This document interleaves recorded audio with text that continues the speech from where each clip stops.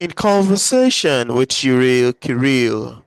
Yuri Kiril is a shy, secretive person who used to live on a boat sailing between various ports in the Pacific Ocean.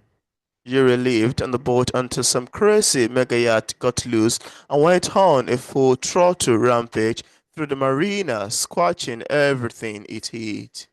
Alas, Yeah, sailing was one of Yuri's passion. Now writing and photography are the main passion in Yuri's career life, along with cat, of course, like the enhanced, intelligent cat featured in New York stories. Yuri Kiri, born in a trailer in rural America, studied mathematics and languages and speaks Japanese, English, French, and has also studied Chinese, Arabic, and Spanish, as well as smattering of other languages such as Korean and Russian, along with binary, octal, and hexadecimal machine language. Because if you really want to get to know someone, you want to speak the language, no matter if they're machine or human. Yuri lived and worked in Asia for decades before coming back to America, where Yuri went on an extensive backroad journey across the US and Canada, the rough Mexican border town to the icy cold town of Yellowknife in Canada NWT, where you need to cross a frozen lake to get into town in the winter. And on today's episode of Auto Interview, my close player join excitement to have on the show today, Yurie Kiri. Thanks for joining, Yuri. How are you doing today? I'm fine, thank you, except my voice is weird, so don't worry about that. Yeah, I'm doing very fine too. It's nice to have you on the show today. Oh, thank you. Yeah.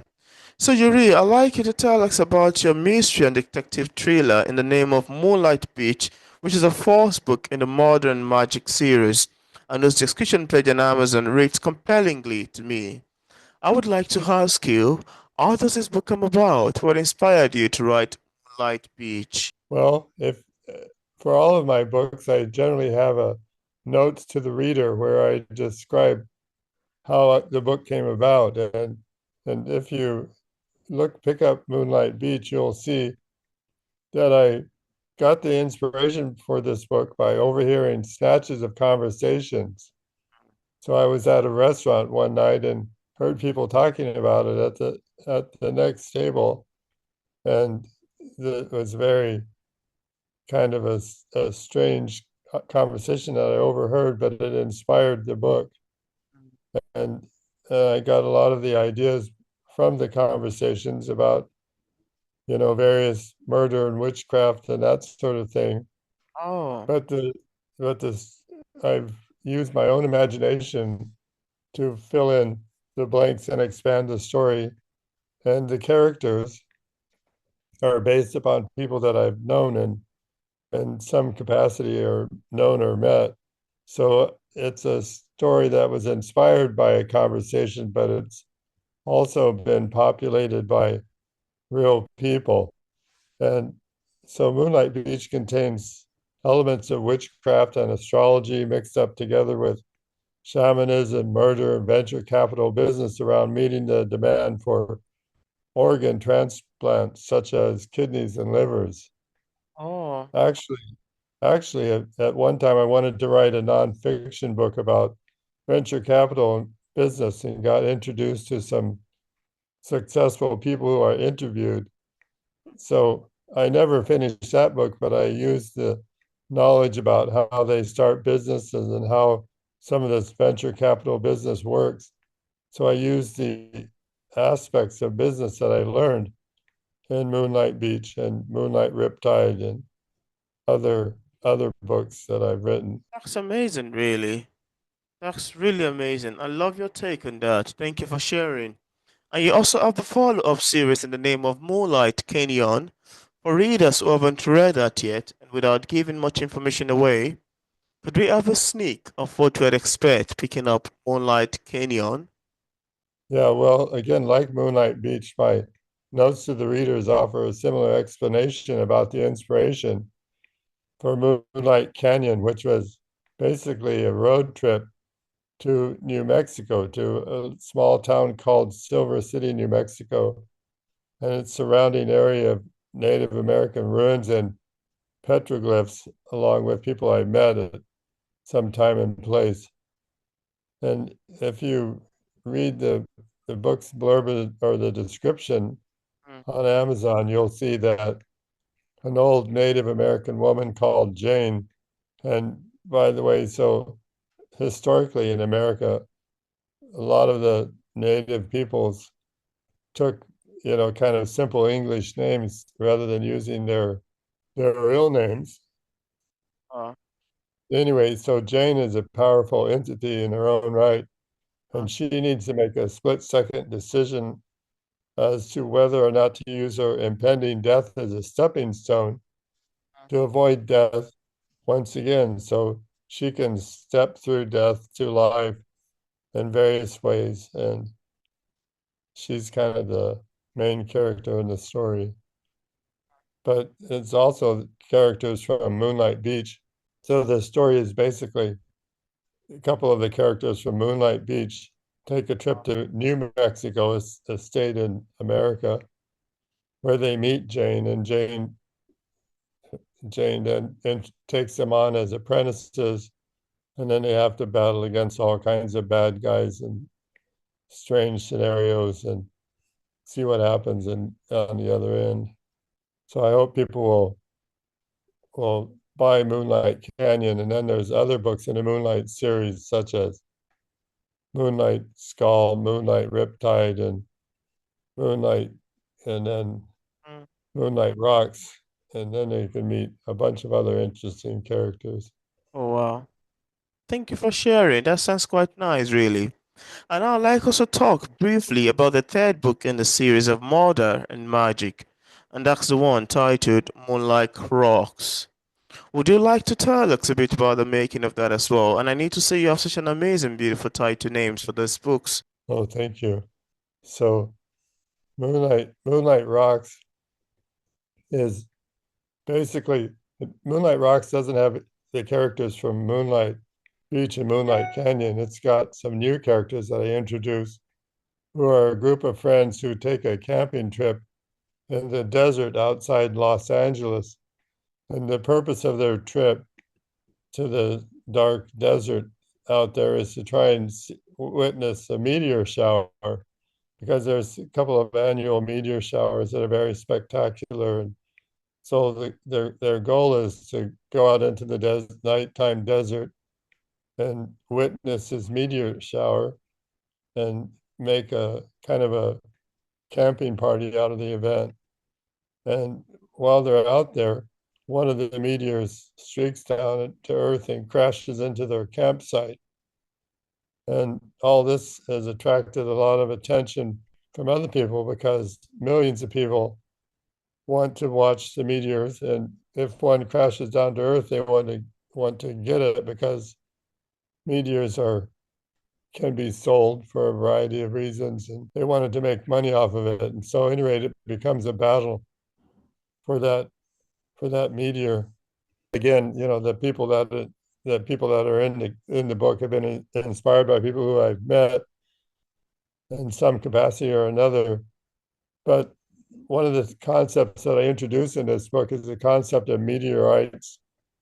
So the meteorite is the rock that lands. The meteor is the streak of light across the sky, and the meteorite is the rock that crashes to Earth. And people in the old days used to think that the meteorites had a spark of the divine in them, and the belief that the divine or God is contained in the meteor is a very old, historically old concept that people have held on to for a long time, obviously.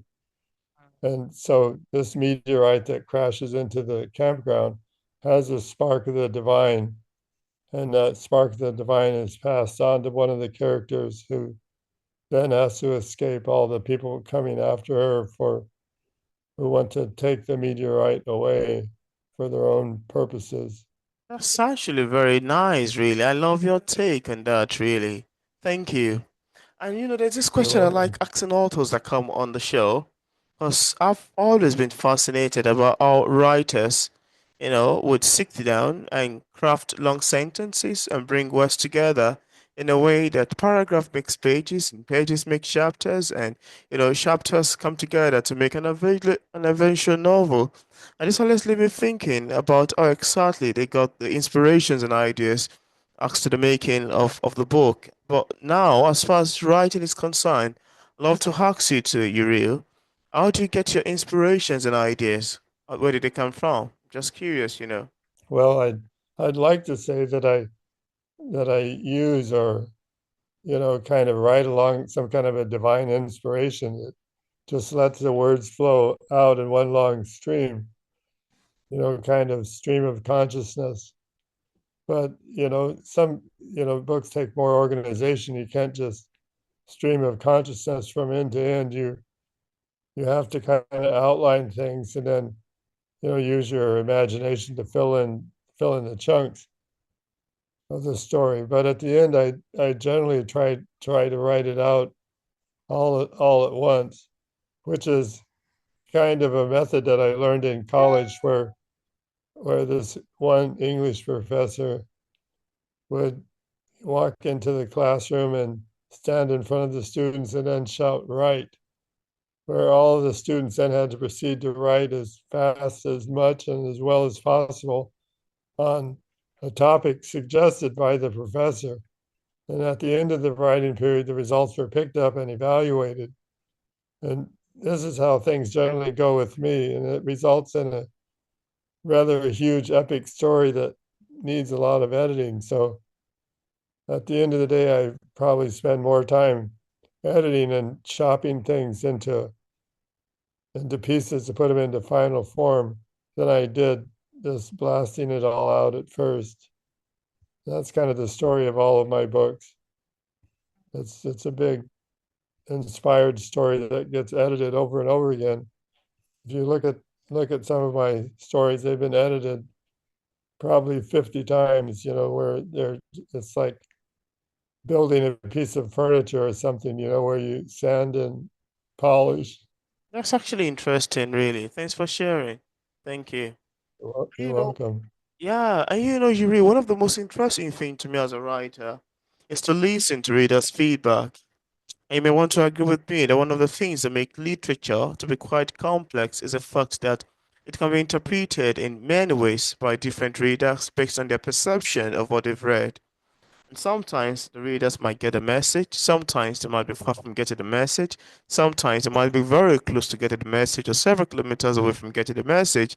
And at most time, they might just hilariously misunderstand the message and interpret the book upside down. Well, as hilariously fun as it sounds, I'd like to ask you, how do you feel when readers interpret your works differently than you intended? How does that make you feel?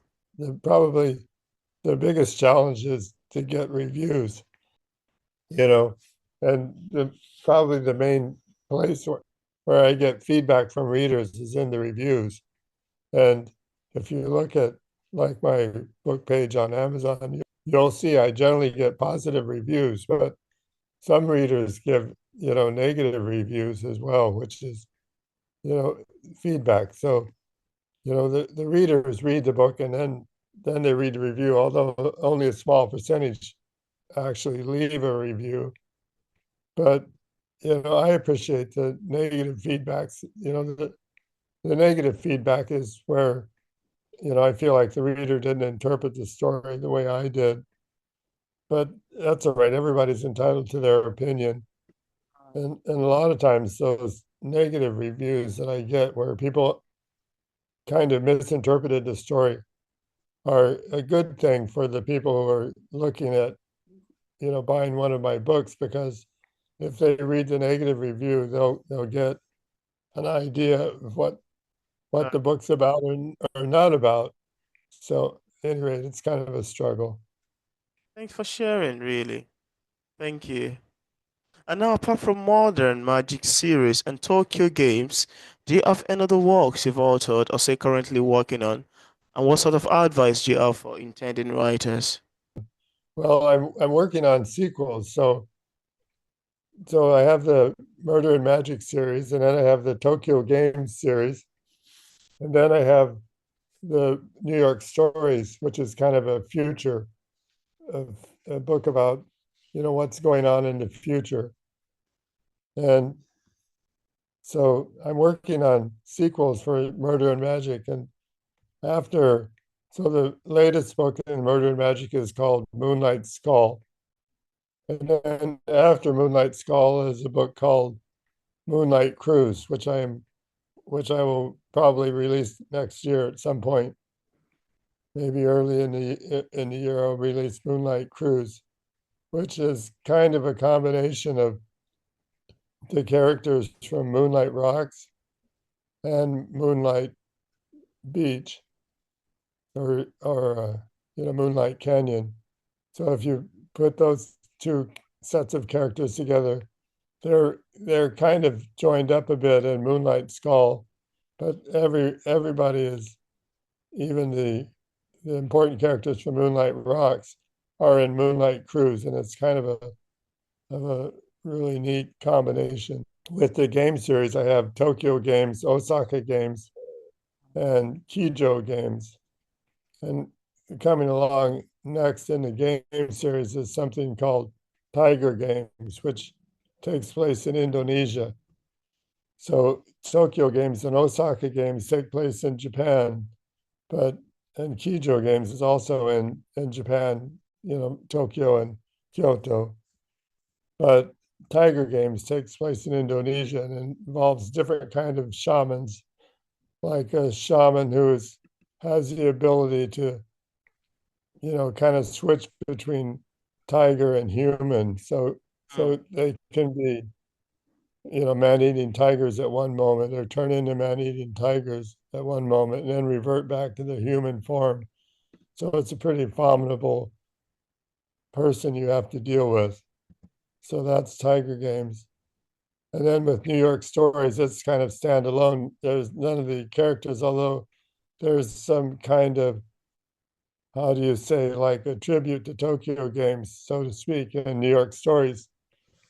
And I'm working on a book that's kind of combines Tokyo Games with New York Stories, but there's a little bit of time travel involved because New York Stories takes place about 100 years in the future, and Tokyo Games takes place today, and the current time period. So there's a little bit of time traveling magic involved in combining those characters, but I think people will find it fascinating. That's actually interesting. Thank you so much for sharing. I love your take on that.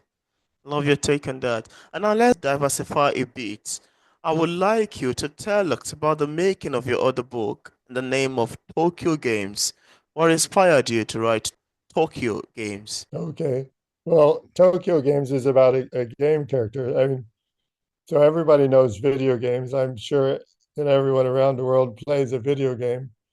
But Tokyo Games is about where we take the video game concept to the next step, where instead of controlling an avatar on a screen, so to speak, you control a real person. So the game characters are people who wear special glasses, video sensors, and then they walk through town, Tokyo Games, and interact with people and to achieve goals. So usually the goal in a video game is to, find a magic diamond or some character, some object that represents the goal in the game scenario.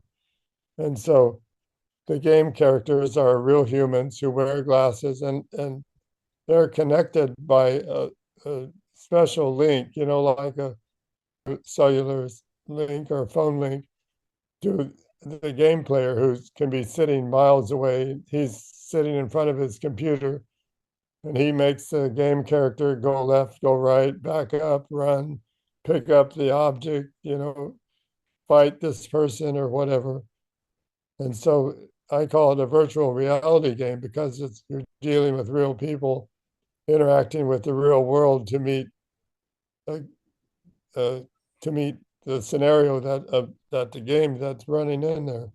So anyway, so these game characters are interacting in the real world with their game players, and along the way, the game player meets somebody who knows how to swap bodies. So just creating the ultimate game character design, just ultimate game character disguise, so they can appear to be somebody else while they're battling powerful politicians or evil priests or monsters or what have you. Mm. So again, if someone picks up a copy of Tokyo Games, they'll see that I describe the creative process in my notes to the readers. So I've spent, many, many years working in Asia where I've met lots of people talking and eating and drinking and whatnot in strange bars in Japan. A lot of late night conversations that explored Japanese mythology, religion, history, and folklore, mythology, and all that stuff. And that formed the basis for Tokyo Games, and Osaka Games, and Kijo Games, and that sort of thing. All of these books feature Japanese culture, video games, intelligent computers, that they AI that they talk about today, religion, history, ghosts and monsters and all kinds of crazy stuff. So it's pretty entertaining. Wow, I love your take on that. That's quite very nice, really. Good. I love your take. Now, I also like to ask you before we wrap up for today, is there anything that you'd love to share with the viewers about your books that we did not mention in this interview and you'd love the viewers to know? That's hard to say. I mean, if they pick up my books, they should realize that it's based on reality in a lot of ways, and it's not just fiction. It's kind of mythology brought to life, so to speak, in the modern world through video games or magic and astrology and all that stuff. So it's kind of a view into my crazy mind where everything just kind of rolls around it and gets put down into words and hopefully to make it an exciting story. So That's interesting. Thank you so much. Thank you. And before we wrap up, I'd like to have your advice. What sort of advice do you have for other writers who are still struggling with publishing a book in your particular genre? And also, where exactly can readers get a copy of your book? well, all of my books are on Amazon and some are on Apple and Apple iTunes. You can also sell books, and I think I'm almost live on Google, the Google Book Marketplace. So you can get them on Apple, on Amazon, and on Google. If not now, then soon they will be. And also on my website, yurikiri.com. So if you go to my website, you can download a book for a nominal fee out there that does a little better for me because I don't have to share with Amazon. But most of my books are sold on Amazon. So, anywhere Amazon works, you can get it. Although Amazon doesn't work in every country in the world. I have some friends in Asia, and some of the Asian countries don't allow you to connect with Amazon to download books. So you have to get it from Apple iTunes or my website or on some other place. Oh, that's interesting.